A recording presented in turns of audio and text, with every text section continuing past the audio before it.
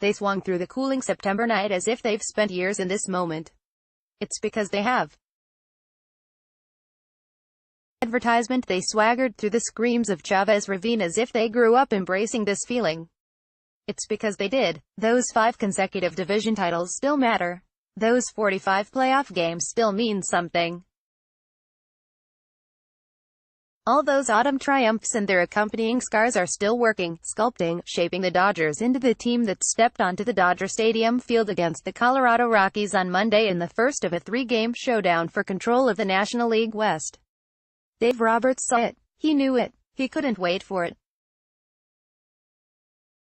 For our guys, having played in a lot of big games the last few years, I like being surrounded by guys that have done it, the Dodgers manager said before the game with a big smile.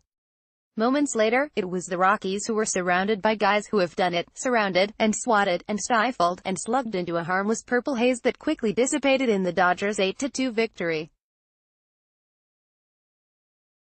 The Dodgers began the night trailing the division-leading Rockies by half a game.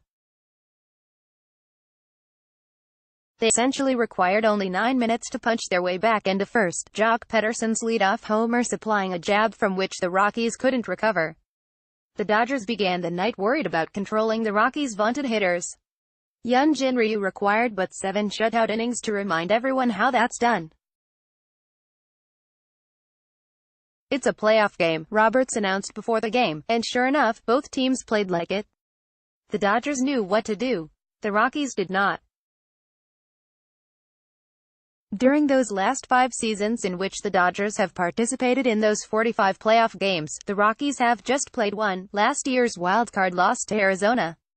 While the Rockies are new to this heat, the Dodgers are professional closers.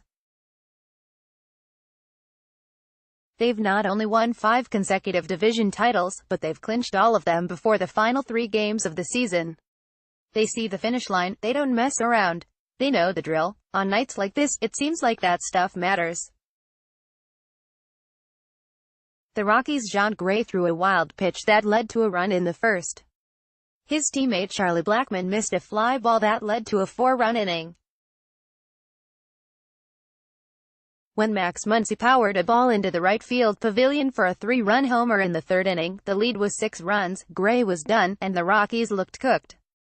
Colorado Rockies center fielder Charlie Blackmon slides to miss a catch on a single by Dodgers Manny Machado, to score Jock Pederson, during the 3rd inning. Alex Gallardo, Associated Press, not that the Dodgers were saints themselves. Yasiel Puig ran into yet another out at third base. Pederson misjudged a Blackmon line drive that sailed over his head for a double. But unlike the Rockies, they were good enough to overcome those blunders, seasoned enough to not be flustered.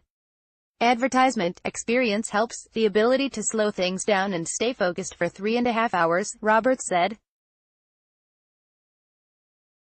And thus an evening that began ominously with black smoke hovering above the Elysian Park hills from a Griffith Park brush fire ended joyfully, both the skies and the Dodgers' path to October increasingly clear.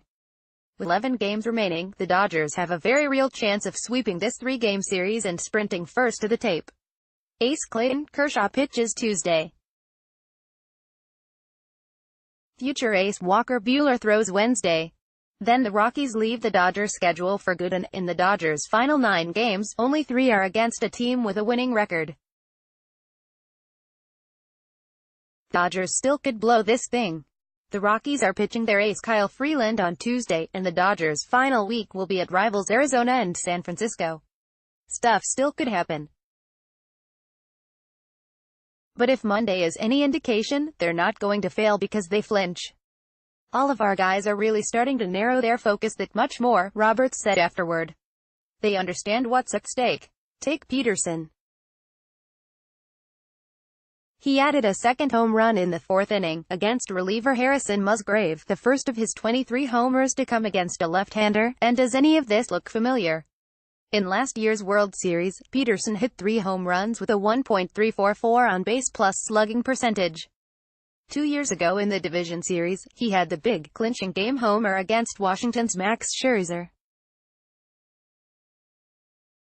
Jock has really gotten back to when he's really good, staying in the strike zone, using right center field to left center field. Today that's what he did, Roberts said, adding, Jock has come up the last few years with a lot of big hits for us. Dodgers' Hyunjin Ryu's 7 scoreless innings are more than enough for Dodgers offense as they cruise past Rockies for division lead by Bill Shaken September 17, 2018, 11:30 p.m. As for Ryu, he struck out 5, walked none, and seemingly cemented himself as the Dodgers' third starter in a potential postseason rotation.